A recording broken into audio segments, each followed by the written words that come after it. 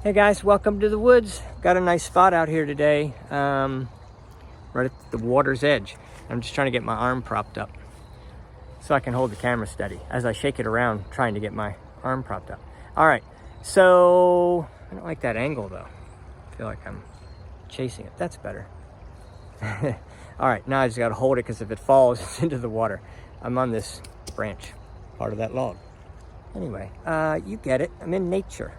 All right. So, I thought today I was thinking about techniques that I use that I think are pretty interchangeable with anybody. I picked this one up not too long ago, but I think it's a good one. And it's called EFT Tapping, or just tapping sometimes, but there's a lot of people doing it on YouTube. And Louise Hayes, remember her? I think she wrote Course in Miracles. She's one of those early people, like late 70s maybe, because I got into that new age stuff in the early 80s because it was kind of what was popping and there was a lot of information out, and I took a whole bunch of courses and got all into that stuff. But really I was Catholic, so I had mixed in that, and I got really involved more in the Catholic Church than I did in the new age stuff in my 30s and 40s when I had kids, and you go to church and you get more involved. And but anyway, now I'm back to the spirituality bent of things. And I think because it's vibrationally, it just makes more sense on how you're going to work on that. What are the tools? The tools are always coming to us as we evolve, and call it gifts from God, whatever. But in our ethers is the solution to all of our evolution of our mental. We know it's the next frontier. It's your positive sense of things is able to manipulate the environment, actually, but energetically. Your relationships, your everything, your positive attitude. I mean, nobody's really foreign to that basic concept.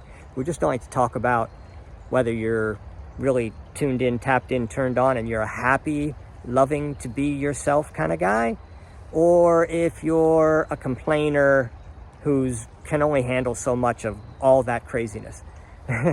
So you're on one end of the scale or the other, but we tend to get kind of sensitive about it and defensive, and there's no need to be.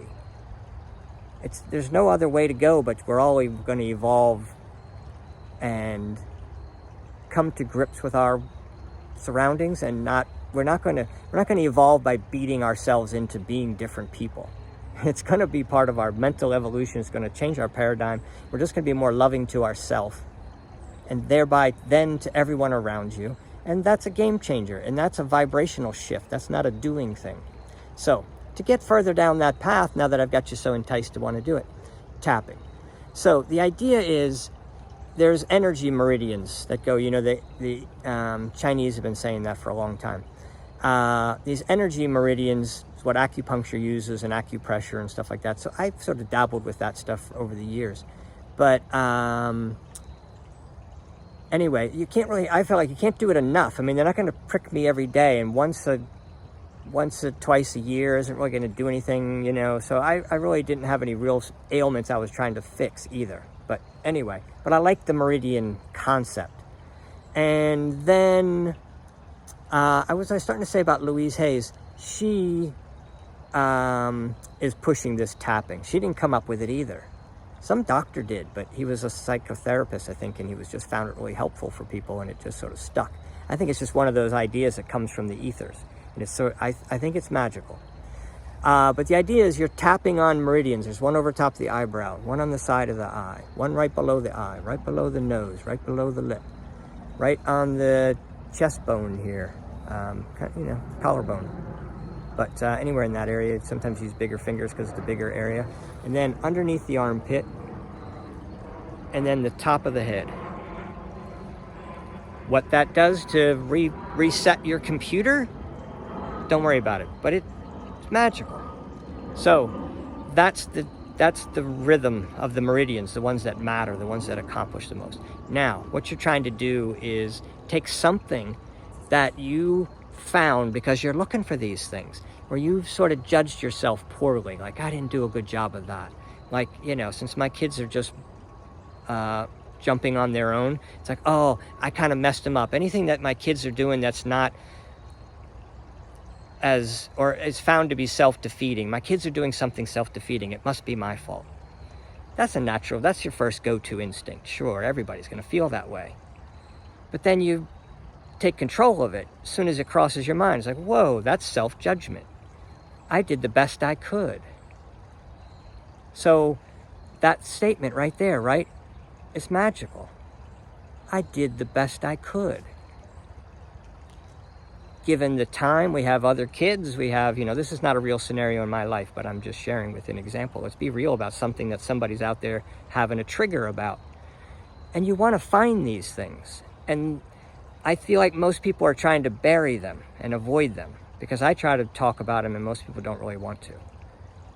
I feel like anytime I feel it, I want to stop and go, wait a minute, was that self-judgment? It's much different than egotism. It's not like, oh, I'm telling myself I'm the best all the time. It's like, no, I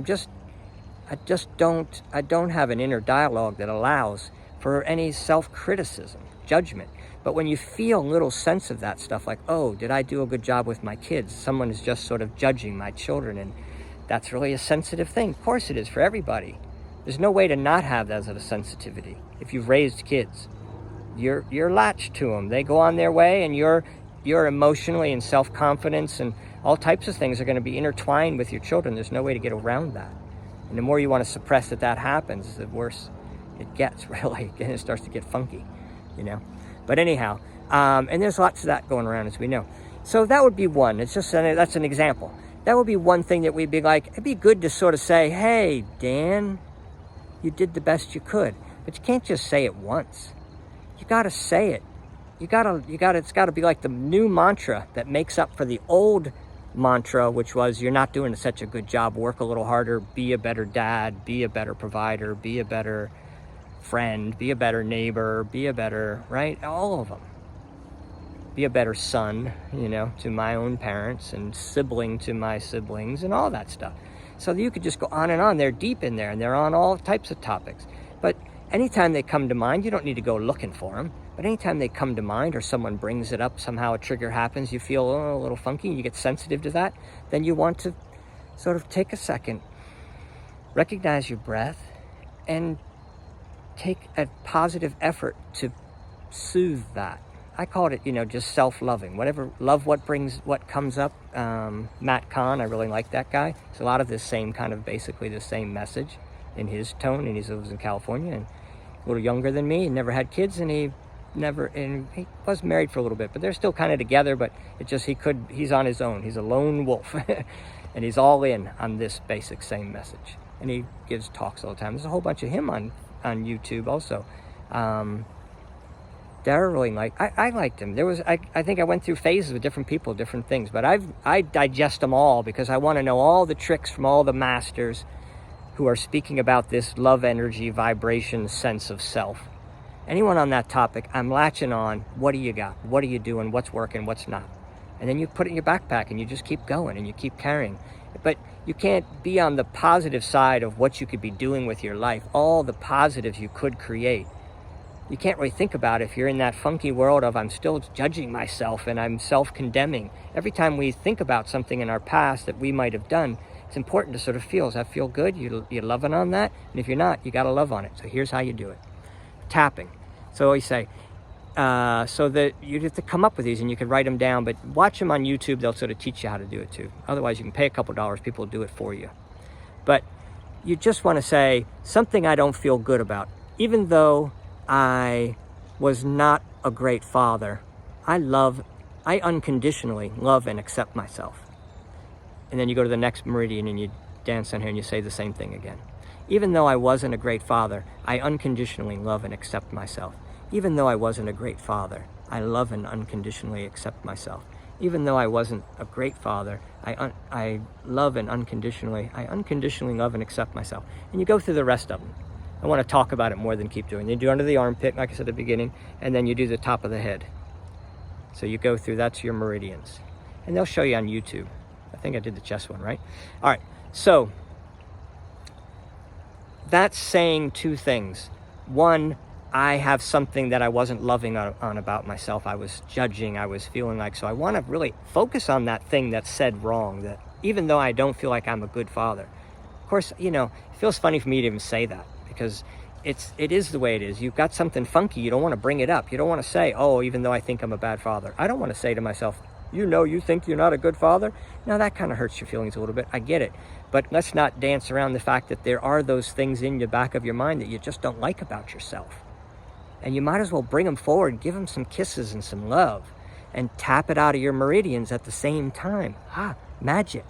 And keep tapping and go through. And what they say is, write down like, oh, I'm an 8 on that sense of, did I do a good job as a father? I'm an 8 out of 10. I like to be 10 out of 10. But I was thinking more like 2 out of 10. A lot of people are, though, honestly. Let's be honest. Okay, so wherever you are on that scale, you wouldn't bother if you were 8 out of 10. That's the reason I was making the point. If you're down at 2, you're having a bad time and you're feeling bad about something about yourself, start with the big ones, right? But tap them out and keep going through. My point was, you write down where you are at the beginning, like I'm a 2 out of 10. I'm really frustrated about this. And then as you do them, maybe by the third time, you keep going around. You just keep going nice and slow. You can change the wording a little bit. I do love myself so much. Instead of all the time, I unconditionally love and accept myself. I think you should start with that one, though. Unconditionally love and accept myself. That in itself is a mantra that if you could do that over and over again every day with different things you feel funny about, you'll just naturally start winding these things together, and you start feeling funny about something at all, you don't even need to start tapping. Dan, you're needing a little bit of love about your fathering. You're judgmental because you feel like your kids aren't doing a great job. What are you thinking your kids aren't doing a great job for? Are you feeling funny? Are you looking out at the world through funny glasses of what's going wrong out there? And you just bring your vibration back down and calm down yourself about the judgment stuff, and you love on yourself, and you love on that moment, and you take a moment for yourself and say, I think you did a great job. And it's tricky, but the tricky is the fun we came here for. I don't know what fun thing I've ever done in my life that didn't have a big element of tricky, right? Fun is tricky. This is a tricky process, this mental stuff. Oh, what's the mess with that stuff? That's like getting real, getting too serious. How many of my friends have said to me, getting a little deep, I don't even get into these kind of conversations. You just start to even talk about anything real and serious. Or what do you think about your ability to be a father? Do you feel comfortable about that? Do you think you did everything you did? Do you maybe give more than you wish you had? Or did you and your wife really agree exactly on how much you did for your kids and how much you didn't do? And when you let them cry and when you went to soothe them? And was that all worked out exactly? Of course not. But we're just going to get in a mental process of some tactic that we're going to use every day to sort of to build on that now. We can't just let it be like, oh, well, I came through my years of raising children and I feel like I maybe didn't do a good job of it.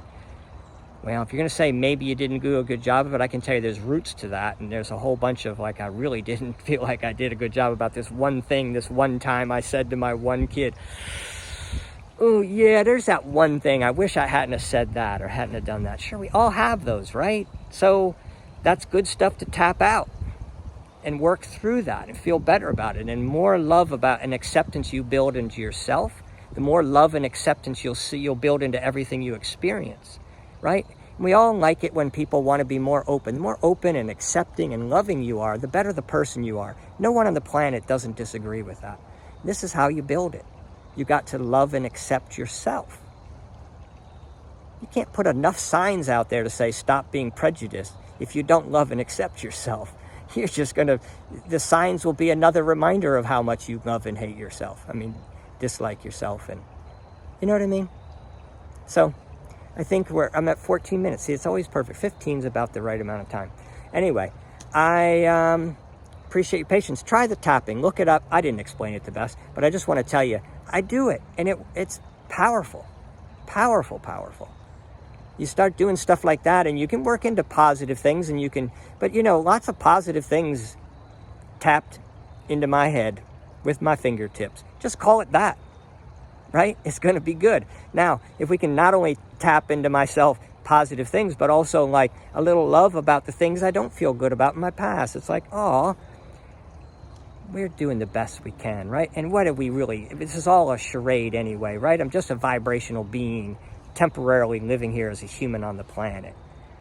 there's not so much at stake here. There's no predator out there trying to get me, and there's nobody out there who's going to judge me when I'm done. You're judging yourself in the moment of now. That's what I'm trying to get over, that judgment. That's the stuff when you feel like you didn't do a great job as a father. That's called judgment. It's all judgment. There's a ton of it in there. So forget about worrying about where you are on the paradigm. Just jump in and find a tactic and do something every day. I think the tapping every day, a few rounds, 8 or 10 times, a few times a day, and then just getting used to whenever something, emotion comes up, something feels heavy, something feels, you feel like you need to take a breath for a second. What are you feeling? What do you think? What's the dialogue that came up at the time? Let's tap it out. Even though I, drop the butter on the counter and it's a pain in the neck to wipe it up, I love and accept myself because I feel upset about the butter being dropped. Even though I drop butter and I'm a clumsy guy, I love and unconditionally love and accept myself.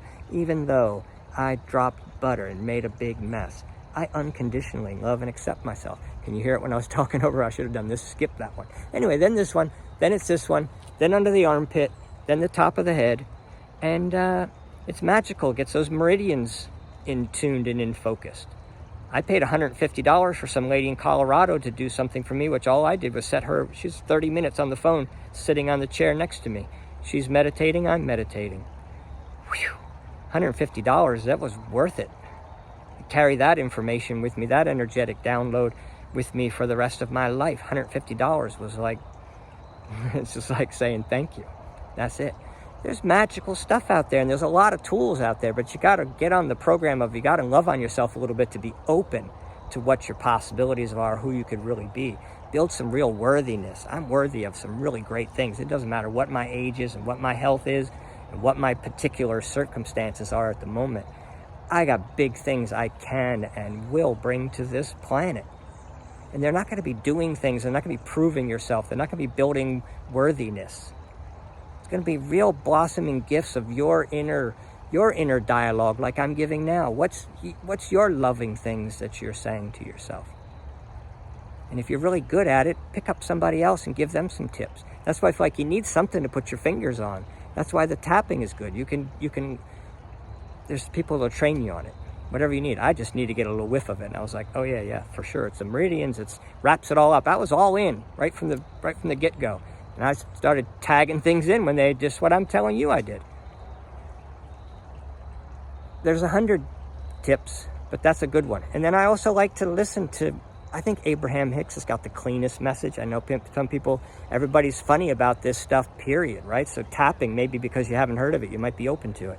But somewhere, here's an interesting point. Sometimes people have a problem with Abraham Hicks. And the problem is, you might look into it and you're like, that's self-judgment. I'm going to have to find out who I really am. That's getting deep. That's like why I can't have conversations with people. It's tricky. It's like, it opens up all your wounds of judgment when I even have these kind of conversations.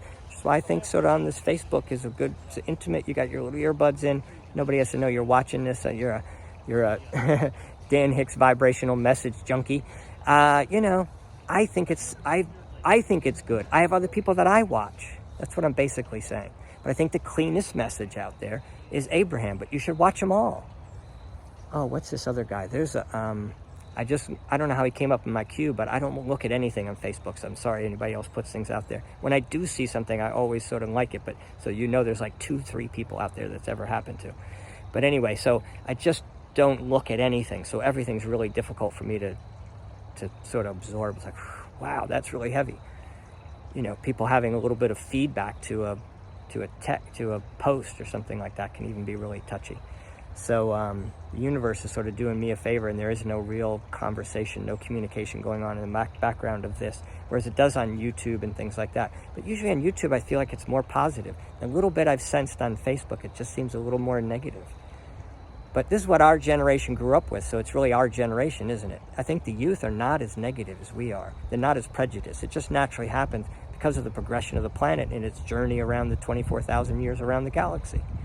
And anyway, I feel like that always has to come into the picture.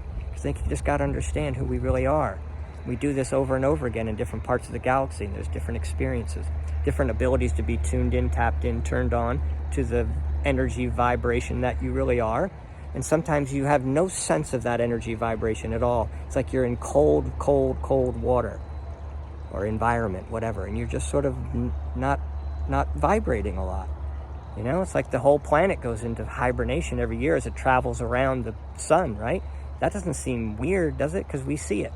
Well, now you just have to realize that happens around the galaxy. We're moving in through spring right now. In our lifetime, it's going to get better and better and better, quicker and quicker and quicker than we ever thought it could have. There's no messing it up. There's no getting it wrong. There's no going the wrong direction. We're going to get better and better. We're going to go in the positive direction. You need to lock down on that one. Tap that one out. My rambling on for 5 more minutes was to get this point out. Tap that one out.